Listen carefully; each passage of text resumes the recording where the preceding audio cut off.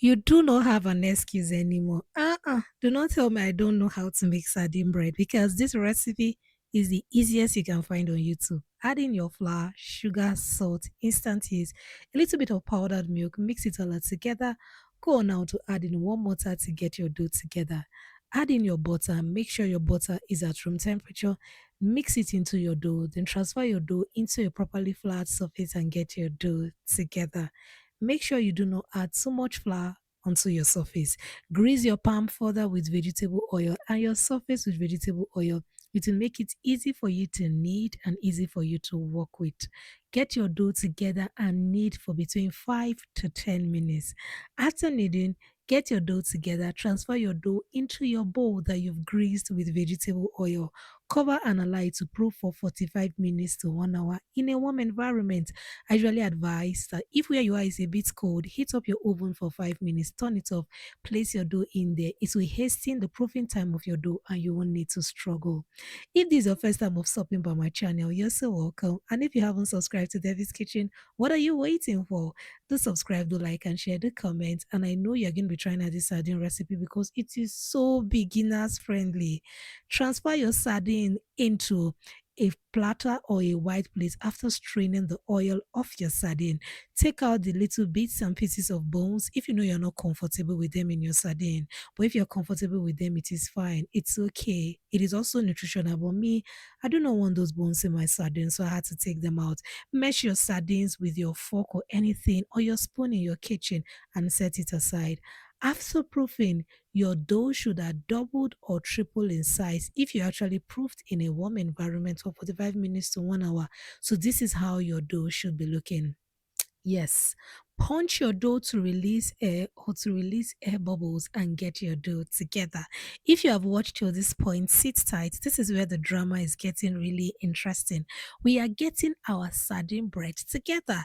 And as beginners, you do not need to worry because this beginners friendly recipe, the good thing is that you do not even need so much ingredients. Even if you do not want to add the powdered milk, if you use the quantity of flour I use for this recipe, butter, and your yeast is active, you will be fine.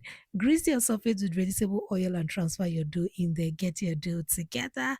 I didn't use flour to flour my surface at this point. I had to use vegetable oil because it makes it easy for you to work with your dough. Prevent your dough from getting stuck to your surface because if you grease with so much flour, your dough may get too hard. It might affect the consistency of your dough. We wouldn't want that.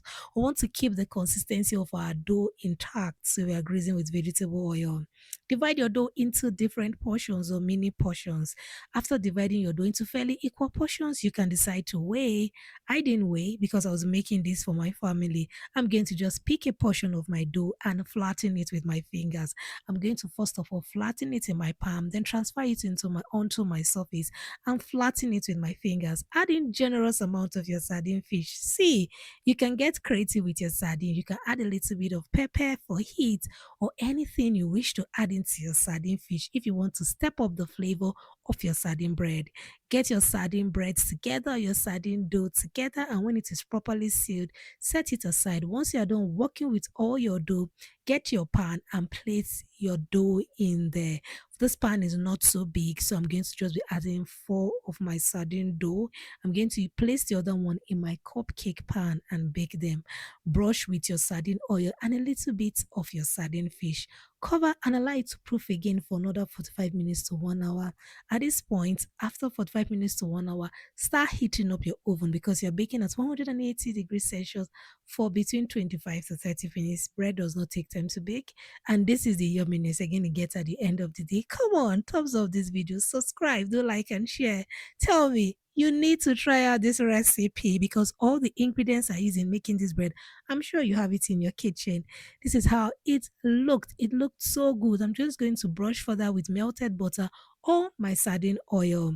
These are the ones I made in my cupcake pan. They are so good. They look like mini mushrooms. And when you cut through the sardine bread, it is so fluffy, so yummy with a lot of sardine in the bread. So you can tell this is sardine bread. The sardine in it is not scarce. It's not running away. And these are the other ones I made. Thank you so much for stopping by Debbie's Kitchen. So glad to have you here and God bless you.